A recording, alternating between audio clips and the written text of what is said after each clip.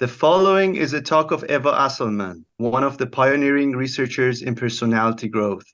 She is certified in systematic coaching, change management, and acceptance and commitment therapy. She has also experiences in providing psychological counseling to individuals and larger organizations to help them in health promotion, personality development. She is the writer of a popular book, Easy Relax, published by Ariston. Her research focuses on personality growth after breakup and attachment-related negative events, revolving around the questions of how does personality change across a lifespan? How do major life events in the domain of family, work, and health affect our personality and subjective well-being? What can we do exactly to better cope with stress, overcome adversity, and grow from challenges? And now, dear friends, here is Eva Asselmann. So thank you, Eva. Yeah, thank you very much for the invitation and for the nice invitation. I'm very happy to be able to talk to you about personality development, specifically personality growth around major life events. And I prepared a talk that will last about 30 minutes so that we hopefully will have plenty of time to discuss afterwards about the findings and especially about practical implications. In my work group, we are particularly interested in changes in personality, but also in subjective well-being and mental health around major life events, including private life events in the domain of family and love, like separation, divorce, the death of a loved one, but also childbirth or marriage. And in major life events and other domains, like the professional domain, how do people change when they start working, when they become leaders, or when they lose their job? I'm particularly interested in the intersection of personality and mental health and examine how health changes around major life event, how personality affects adjustment, and how personality itself changes or growth after such experiences, and how or whether at all we can change personality intentionally, especially those traits that are favorable for mental health and for adjustment. For my research, I use population-based panel studies and longitudinal epidemiological studies, and I also conduct randomized controlled trials to test the efficacy of specific personality interventions. Today, I'm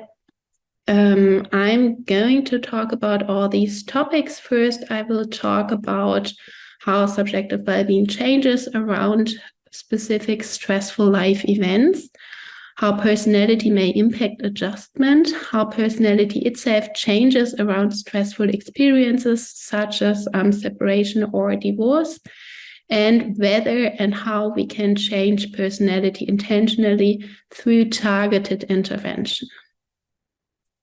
Let us start with the first question, which is closely tied to set point theory, a very important theory in personality psychology, which assumes that our subjective well-being is kind of a personality trait, which means that everyone has a specific level of subjective well-being. Some people are happier, other people are not so happy, and these levels remain relatively stable even in the long run.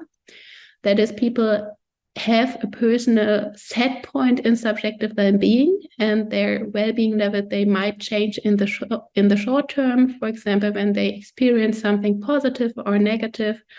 But in the long run, people's well-being levels go back to their set points. For example, after breaking up with a partner, I might feel unhappier in the short term, but in the long term, I will be as happy as I was before. The theory has been supported by many studies, but mainly for life satisfaction.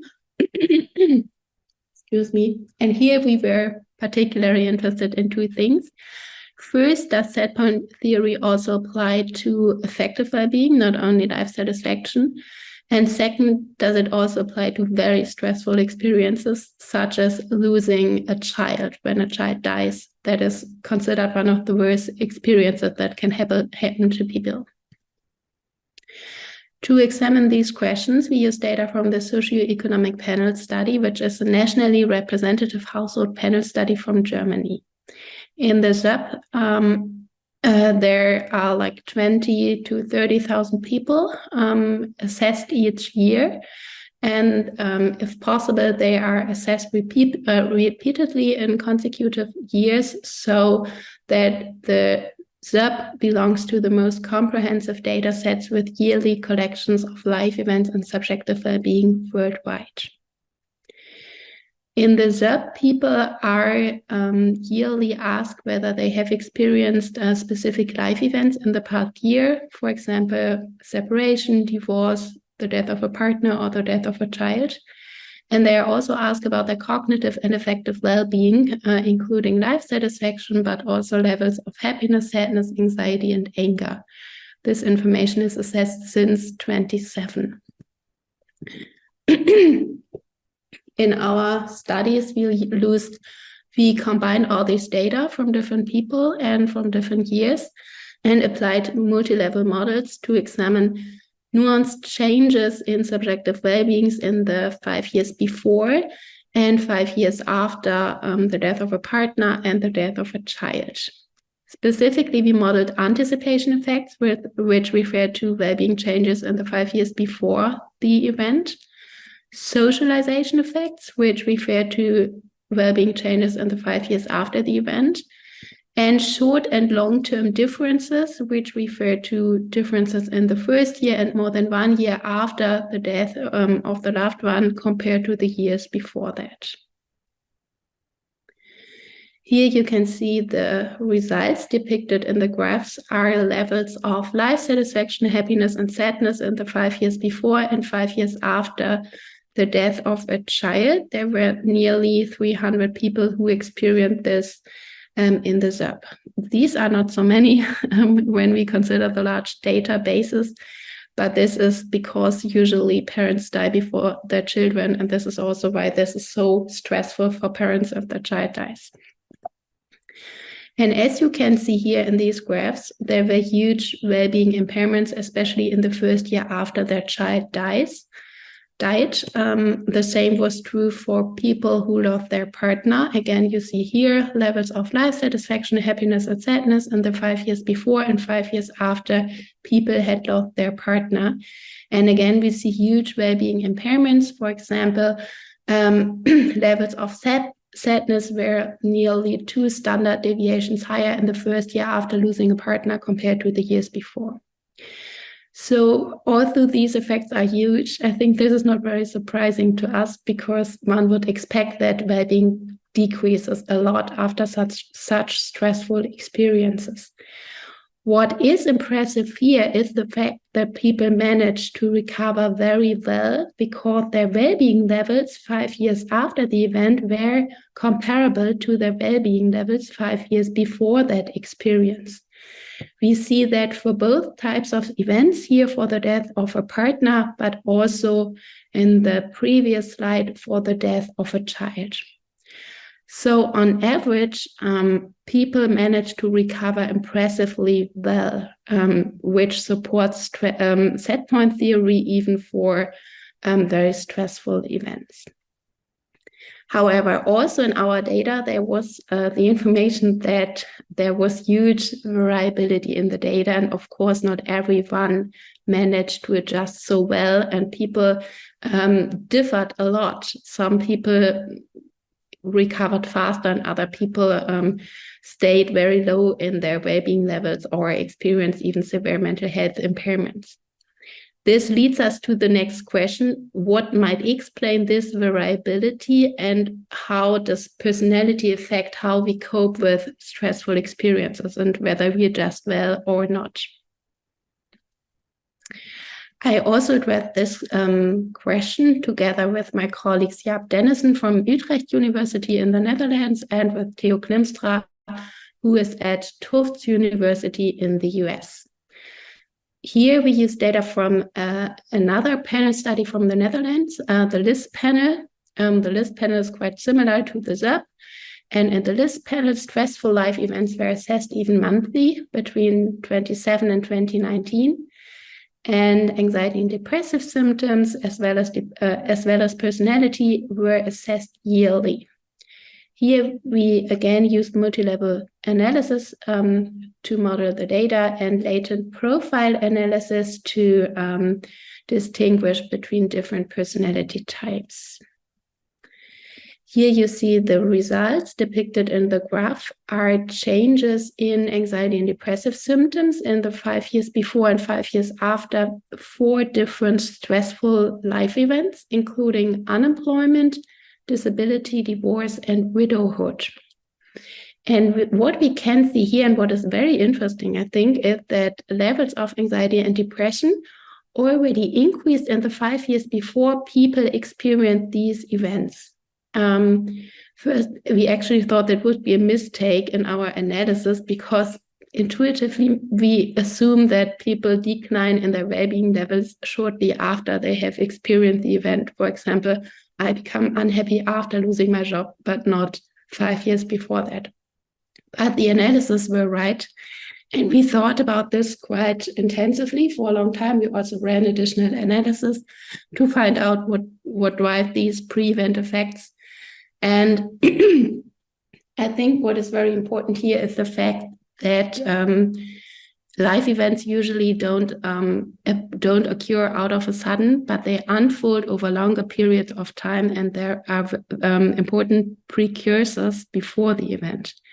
For example, before a partner dies, people are usually burdened and stressed because their partner is ill. They have to go to the doctor very often.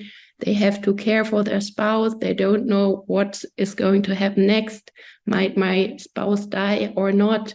And they feel anxious, insecure, burdened, stressed, depressed, and so on. And this might explain why mental health levels already decline a long time before the event actually occurs. The same might be true, for example, for divorce. People don't divorce out of a sudden, but usually they fight a lot before that. Then they decide they will break up, and afterwards they get divorced. So this is one very interesting finding here, I think. The second one is that we could replicate the finding from the other study, indicating that mental health levels were comparable 5 years after the event compared to 5 years before that, indicating that on average, people managed to recover quite well after these stressful experiences. So the main question here was how personality might explain individual differences in recovery. And to examine this question, we distinguish between 2 different personality types, between people with comparatively high levels on the Big 5 and people with lower levels on that traits. I'm not sure how familiar you are with the Big 5 concept. The Big 5 are 5 major personality traits, namely openness to experience, extraversion, agreeableness, emotional stability, and conscientiousness. So that people with comparatively high Big 5 levels were relatively open, conscientious, extroverted, agreeable, and emotionally stable, whereas the other group had lower levels in these characteristics. And we could show that adjustment to these stressful experiences, especially those in the work domain, differed between people with higher compared to lower Big 5 trait levels. People with higher Big 5 trait levels, indicated in blue, they experienced a lower increase in anxiety and depressive symptoms in the 5 years before they lost their job. You can see that here in the graph for people who lost their job only, and here are the people who lost their job and who had high Big 5 levels, and they experienced a lower increase in anxiety and depressive symptoms compared to people with lower Big Five trait levels before job loss. We found similar results for disability. People with higher Big Five levels, they recovered faster from mental health impairments due to disability. They reached their baseline levels earlier. What might explain these effects? Probably people with higher Big Five trait levels have specific coping skills that help them to recover faster and to adjust better. For example, when I'm open, I might also consider to move to another city or to start another job when I have lost my old one, and so I have broader possibilities to apply to. Or I might be more better socially connected and be able to reach out to someone who might be able to give me a new job. Or I might be more conscientious and start to apply earlier for new jobs and so on, so that my probability to get re-employed and to recover might be higher when I'm higher in the Big Five. This could explain these results. So as I mentioned earlier, personality not only impacts how we adjust to stressful experiences, but it might also change itself due to these events. In our work group, we examined this question with respect to many different life events. Here, I'm going to pick only one result due to time constraints. And these results, they refer to perceived control. Perceived control is a personality trait which is very important for mental health and well-being. People with high internal control beliefs are convinced that they can influence their own life and then that they can control what happens to them on a daily basis. In contrast to that, people with high external control beliefs are convinced that what happens to them is mainly due to fate, to luck, or other powerful people in their environment. And many studies have shown that perceived control is highly interrelated with social experiences. For example, when I have experience in the past, in my childhood, or also now, that I can trust in other people, that other people support me, that I'm able to develop my own ideas and so on, then I might have higher levels of perceived control compared to someone who feels exploited or left alone from other people. And due to this basis, here we examined how does perceived control change after interpersonal losses, especially after separation, divorce, or the death of a loved one. Our hypothesis was that after such interpersonal losses, perceived control should be lower because people make the experience they are left alone, and so they don't have so much control anymore over their lives. For example, when my partner decides to break up, then I might think like my life more depends on other people, on my ex-partner, and so on, but I cannot influence my life so much. We investigated this question using ZEP data and found that indeed in the first year after separating from a partner, you can see that result in the first graph here,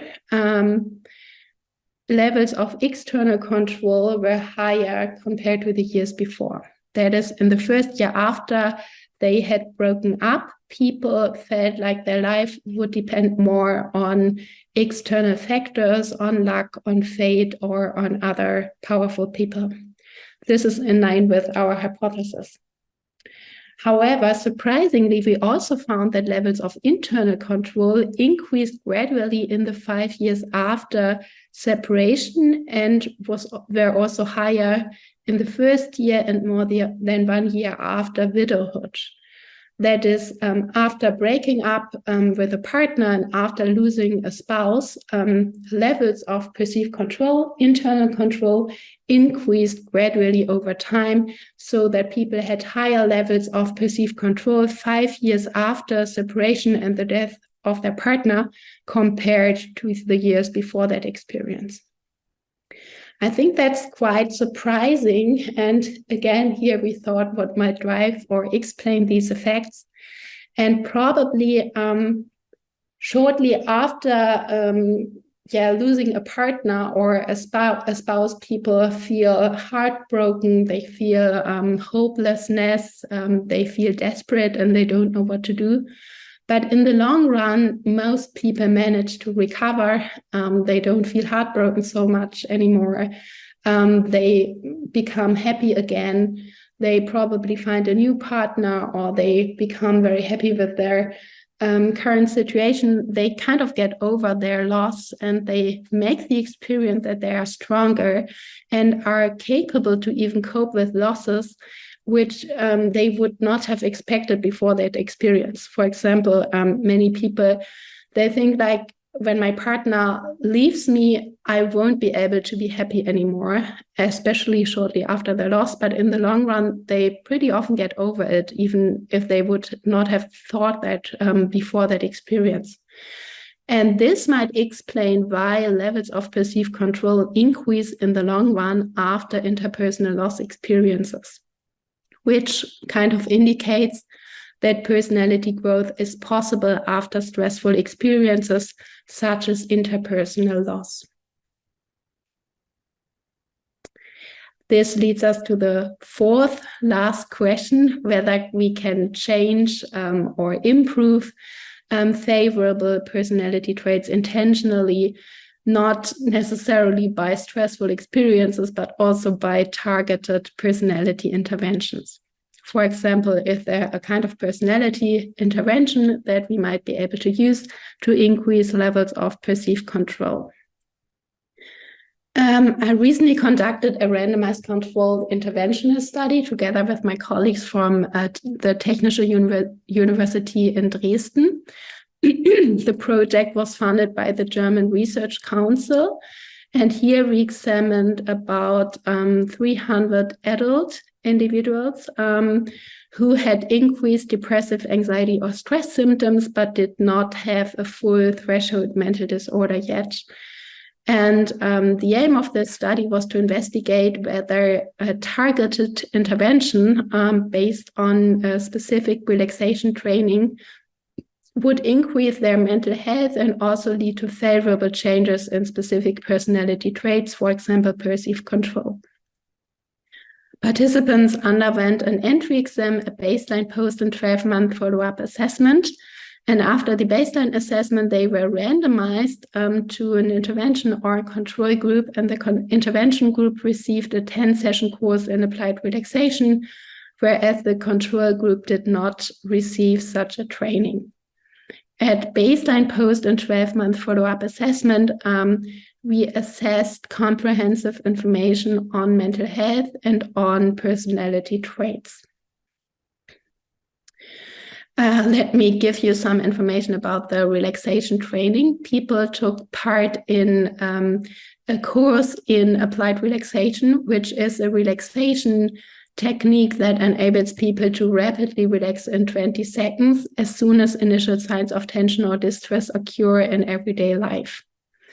Applied relaxation has been shown to be very effective in the treatment for a variety of mental disorders, for example, anxiety, depression, or substance use, but it has been tested mainly in patients with specific mental disorders or somatic disease, but not in healthy individuals, for example, in the context of prevention or health promotion. So our main question here was whether applied relaxation training can increase mental health, prevent the onset of mental disorders, and also induce favorable personality changes, for example, an increase in perceived control. Why should this be reasonable? Applied relaxation is conceptualized as a coping technique that enables people to better cope with stressful experiences in everyday life. So when I know I have this new technique and capability to cope with stress in my daily life, then I might also perceive that I'm more capable to cope with stressful and other experiences in my life, and perceive that I have more control over what happens to me on a daily basis. Here you can see the results. We could show effective mental health effects, and we could also show changes in associated personality traits due to the training from baseline to post-assessment, and also from baseline to 12-month follow-up assessment. Specifically, applied relaxation was associated with a significant increase in positive affect and internal control, in self-efficacy and in positive coping, and with a significant decrease in negative coping. So applied relaxation training not only led to favorable mental health effects, but also to changes in associated favorable personality traits. Okay, let me shortly wrap up what we have just learned. First, we could show in our research that many people are capable to even cope with very stressful experiences, such as the death of a partner or the death of a child, and that their subjective well-being bounces back to previous levels in the years after such experiences. Then people differ in how they cope with such experiences, and one important factor that may explain at least some of these individual differences are the big five personality traits. Here we could, for example, show that people with higher big five trait levels were capable to better cope with adverse job experiences such as unemployment or disability. Personality not only impacts how we cope with stressful experiences, but it may also change due to such experiences.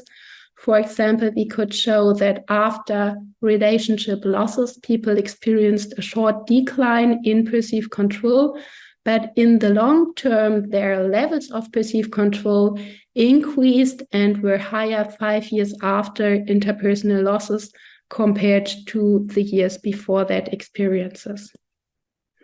And finally, we could show, at least initially, that favorable personality levels may be changed intentionally by targeted intervention, here by a specific relaxation training, applied relaxation. Currently, I'm going to investigate this last issue a bit more. I'm very interested in targeted personality development and in the question whether we can and should change personality intentionally or not. And to this end, I recently raised grants for a research group funded by the German Research Council. And here I'm collaborating with many other researchers from Europe to investigate the question, how can we change personalities, or is it possible at all? And should we do that? Is that helpful, or might it also be harmful? For example, when we help everyone to become more extroverted, that might be, I don't know, like a self-optimization culture, probably, maybe it could also have harmful effects and threaten diversity. And we are going to address these questions from an interdisciplinary perspective. We also invite experts from other fields to critically discuss all these issues. And the aim is to develop an integrated framework of targeted personality change. This leads me to the end of my talk. Thank you very much for your attention, and I'm very excited about your questions. Thank you very much. Thank you, Eva, for this very interesting talk. And I think we already have some questions. Godehard, would you like to start? Me? Oh yes. Thanks a lot for the talk. I'm a little bit puzzled about the meaning of higher big five values in general. That seems to be rather unspecific. So is it like 10% in each five, like the same as 50% in one, or is agreeableness the main factor? So just help me a little bit in understanding why so broad a concept is meaningful. Yeah, here the concept was indeed pretty broad. That's true. Here we distinguish between three major personality traits, which are often labeled resilient. And then there are two different types of unresilient personalities. And that's like inspired by a broad research tradition where people made this distinction. And here we made this very broad distinction because we examined many different stressful life events and many different change effects. And it would have been too many effects to consider each trait separately. But there are other studies that have considered individual personality traits and also individual big five traits. And they show on average that higher levels on these individual traits, they tend to be beneficial in different domains, but these are only average effects. And you cannot say under every circumstance that higher big five trait levels are better than lower level. There is no better or worse. For example, extraversion versus introversion. Their research has shown that higher extraversion is associated with many beneficial outcomes. For example, a more extroverted individual, they are on average a bit mentally healthier. They are more susceptible to feel positive affect in daily life, but being introverted also has beneficial effects. For example, introverted people, they tend to be able to concentrate on tasks longer.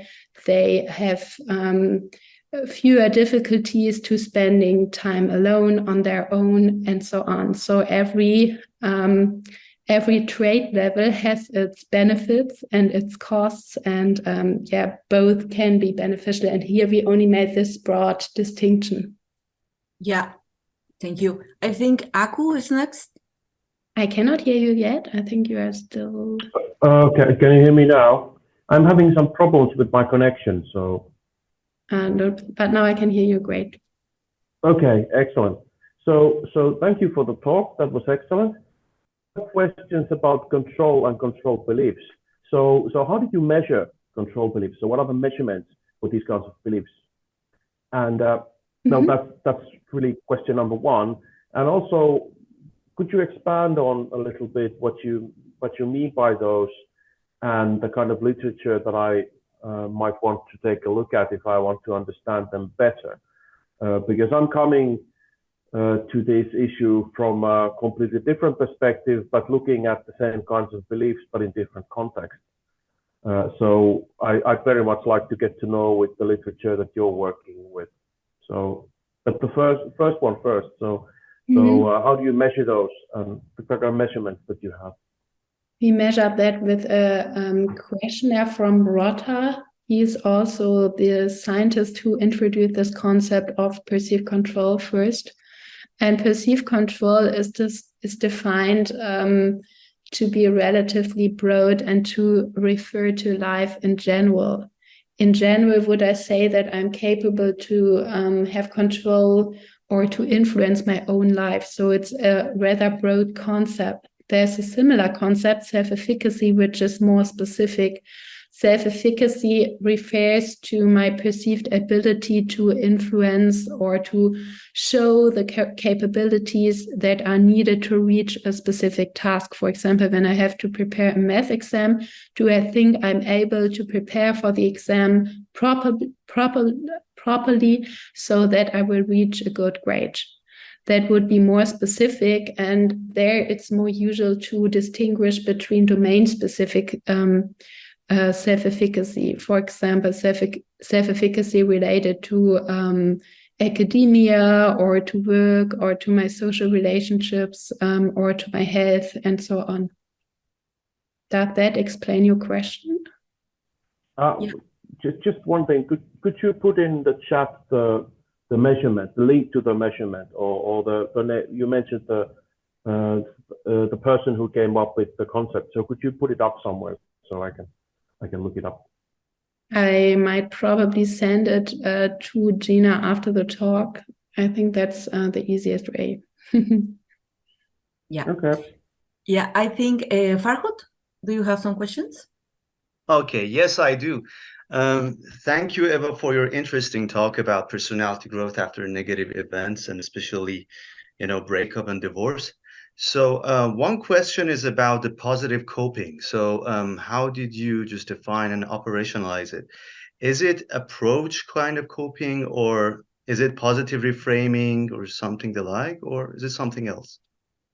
We actually used a broad coping questionnaire, not the brief cope, but another one, which is quite similar. And that questionnaire assesses many different coping strategies, and they can be broadly merged to two categories, positive and negative coping, which is, however, also relatively broad. And of course, in different situations, different coping skills might be beneficial. For example, avoidance might not be a good idea in many situations, but in some it might be. For example, shortly after a very negative experience, it might be beneficial to avoid, to not become totally overhelped. It always depends on the situation, and that's indeed a kind of a limitation of this research. It is pretty broad, and we should zoom in different coping skills in different contexts and situations. Yeah, okay, great. Yeah, I have one more question.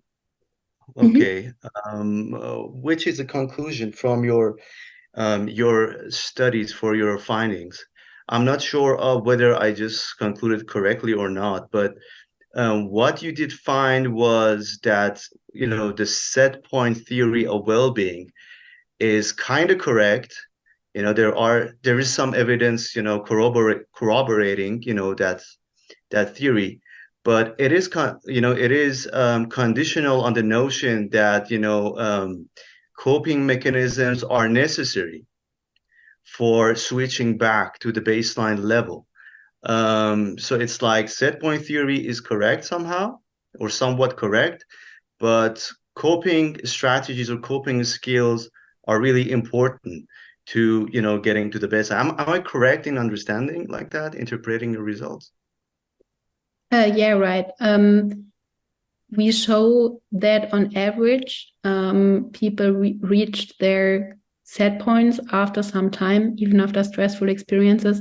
But we also found, it was not on the slides, but we found that there was huge variability between people. Not everyone was capable to reach their set points again. And that's consistent with other literature. There's much evidence from the resilience literature that there is huge variability in whether and how people manage to cope with adversity. And one factor that may explain these differences between different people are personality traits that again relate to coping skills. Yeah, I also have one more question, if I may. Sure. So did you just check for any kind of trajectories in well-being, whether it increases or not over time after, for example, after personality growth or growing from negative events, or is it always recovery that can be seen after the negative event? Indeed, in the paper in which we examined changes in perceived control, we could also show that increases in perceived control were correlated with increases in subjective well-being. We analyzed that as well. Okay, yeah, I'm done. Thank you very much. You're welcome. Yeah, I think Marcus is next. I have a question. Do I be well Yeah, I don't know if you can hear me well. If you cannot, just put it in the chat. So the question is about the set point. Can easily then people may have different Could you the last part of the sentence? yeah, but how can people have a different set point in happiness or well-being? Is it the case that all people want to be happy, like let's say, or is there a person who would to say? Unfortunately, we cannot hear you because the voice in the back is very low. If you repeat the question after this, then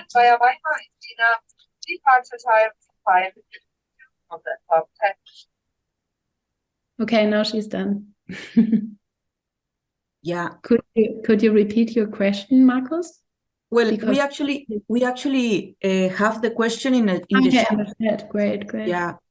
I would say that people that's a general human tendency that people like want to feel happier or avoid negative feelings and reach positive feeling. I think that's not the main driver, that there are people who just don't want to be happy. Yeah, because this experience of affect I think mainly is not a conscious decision, but more something that happens automatically. And we also know that it's here largely or tied very closely to some personality traits like emotional stability. People who are less emotionally stable, they are more prone to negative affect. And extroversion, people who are more extroverted are more prone to positive affect. Yeah, but maybe I didn't understand. Mm-hmm. Maybe I didn't understand the concept. So typically, set point theory, you compare your actual value. For example, I have low levels of well-being with a set point, which is different between individuals. So, or isn't that the case? So is set point the same for everybody? But in this case, it wouldn't make sense to talk about the set point, because everybody just wants to get rid of the negative emotions, being relaxed. So maybe I didn't get the idea of the set point theory, well-being. Yeah, the set point idea is that we differ in our subjective well-being, but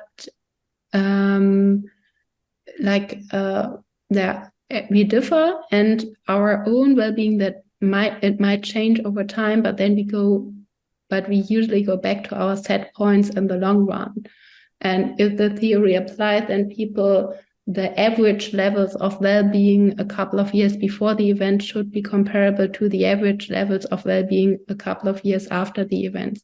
Of course, here we did not directly test whether the same people reached the same levels of subjective well-being. For example, it could also have been that some people were much happier after the event than before, and some people were much unhappier before that, and these effects averaged out. We actually did not test that. Is that your question? Now I got it. It's basically, yes, no, given your answer, I understand now. But basically not the same concept as point in cybernetics, where the name actually comes from. So here it's more like the average level that an individual typically has, and where it gets back again. But points, let's say cybernetics, are more that in a way that you have a goal to get here or there. And but I understand, I fully understand. So thanks a lot. Okay, I think Hans is next. Sorry about that.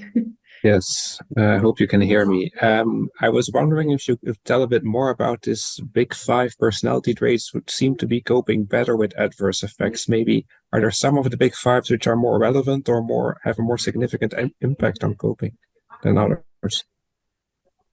Yeah, there's also literature on that. actually. Especially emotional stability seems to be important, because people who are more emotionally stable, they are more resilient towards stress. And that's usually very important after stressful experiences, that you manage to stay calm, not to freak out, and to balance your emotions. So emotional stability is very, very important in coping. Also important is extraversion, for two reasons probably. First, extroverted individuals, they like to socialize with other people, so they might have fewer difficulties to ask for help and to activate their social network, because when we have difficulties, it is often useful to have someone to approach, and if you have a bigger social network, there's a bigger chance that someone will be able to help us. And second, because people with higher levels of extraversion are also more prone to positive affect, and this might also be useful if you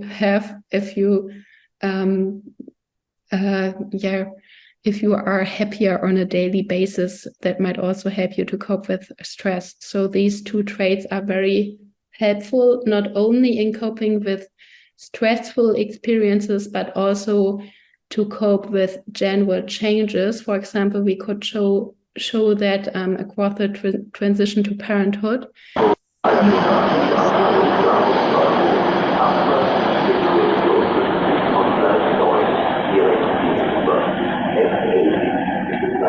more emotionally stable and more extroverted, are able to cope with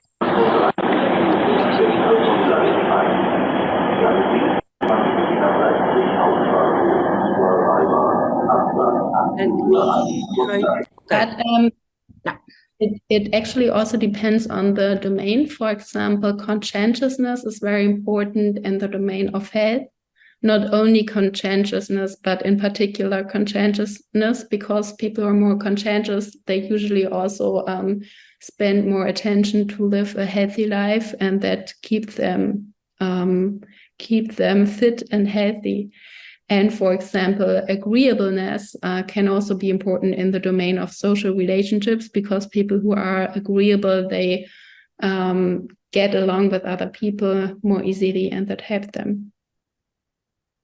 Yeah, I think Hans has a follow-up. Great. It's not a follow-up, it's another question. Maybe can you also share some details on the relaxation method? What were you having people do to have beneficial impact? Applied relaxation is usually taught individually or in small groups. In our research project, it was conceptualized as a group intervention, and people received 10 sessions in applied relaxation. First, they learned progressive muscle relaxation, which is a pretty famous relaxation technique. There you sit down, and then you go through the different muscles in your body, and you relax them part by part until you are totally relaxed. And in the next step, these exercises become shorter and shorter after people are capable to relax in only 20 seconds rapidly. And at the same time, they stepwise learn to transfer the relaxation to their daily lives. At the beginning, they relax in a relaxed setting where it's calm, where it's comfy, where they can relax pretty easily. But then over time, they also learn to relax while they move their body, while they keep their eyes open, while they go, for example, to the bus. And in the end, they learn to transfer and to respond with relaxation directly to stressful situations. When they feel or perceive that the first signs of tension and distress occur, they relax rapidly in everyday life. So people start with a longer, very intense relaxation exercise, and then week by week, the relaxation exercises become shorter, and in the end, people transfer the relaxation from a relaxed setting to a stressful setting.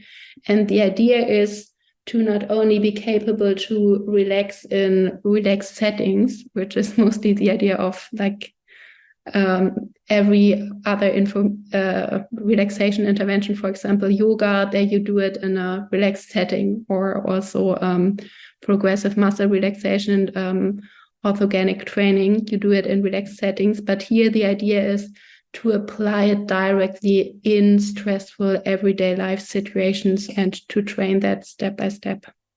Okay, thank you, Eva. I think we have another question from Aku. Great. Yes, so more questions about control beliefs. Hans's question about the relaxation kind of sparked an idea in me. So, is there any evidence?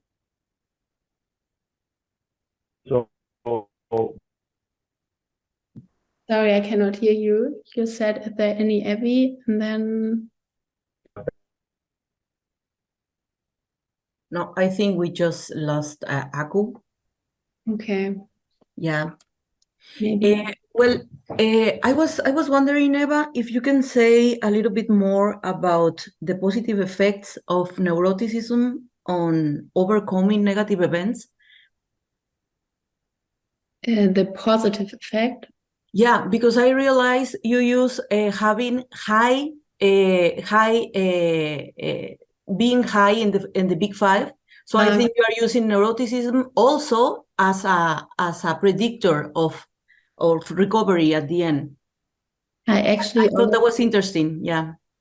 I actually always refer to emotional stability, so it would be switched. So with big five trait levels, I mean people with higher emotional stability, which would be reverse neuroticism. Okay, so you are reversing neuroticism. Yeah. Okay, because there is a lot of theory explaining about the positive effects that neuroticism may have, like sensibility, for example, being more sensitive and then being more aware and having more you can actually catch a lot of things that are happening in your you have better coping. And I thought you were going this way. This is why I was asking. So it was reverse, I see. Yeah. But actually, I think it's very important that this is a very broad finding. And I wouldn't say in general that higher levels on the big five are always beneficial or better. And that's very important to me. And I'm happy that you mentioned that high neuroticism also has positive effects. Yeah. Average. Maybe I can quickly add some explanation to this. So typically, this is not a main effect. The main effect is, as you report, emotional stability has better effects. But in combination with neuroticism, or let's say emotional sensitivity in combination with high levels of adequate coping mechanisms sometimes makes a better effect. So this is probably what Gina meant. Yeah, it's not sensitivity being sensitive itself. Yeah. But that's, I think in general, it's very important and very interesting that there's no like one size fits all and higher big five traits are always better, but it's very like it depends on the context, on the situation, and of course also on other personality traits. And that's also a reason why I think that these targeted personality interventions, they can be very interesting, exciting research topic, but I'm not sure whether a personality intervention that helps people to like increase in their big five levels would be a good idea or is always beneficial. I would rather prefer personality interventions which refer, for example, to perceived control or self-esteem or self-efficacy traits that are very closely tied to mental health. And I think that's a very, very important point here. Yeah, definitely. I Thank totally you for agree. that. Yeah. Thanks. Yeah, thank you for the clarification, Eva. I think it was really important. The whole course we have been discussing these kind of things theoretically, especially with the Big Five. So it is good to have someone with your expertise and that uses this instrument a lot to tell us what do you think about it. So thank you very much. I think we don't have any other question right now. And it was really enriching, really pertinent talk, Eva. Thank you very much to all of you for being here. And I think we can say bye now and then enjoy your weekend. Thank you, everyone.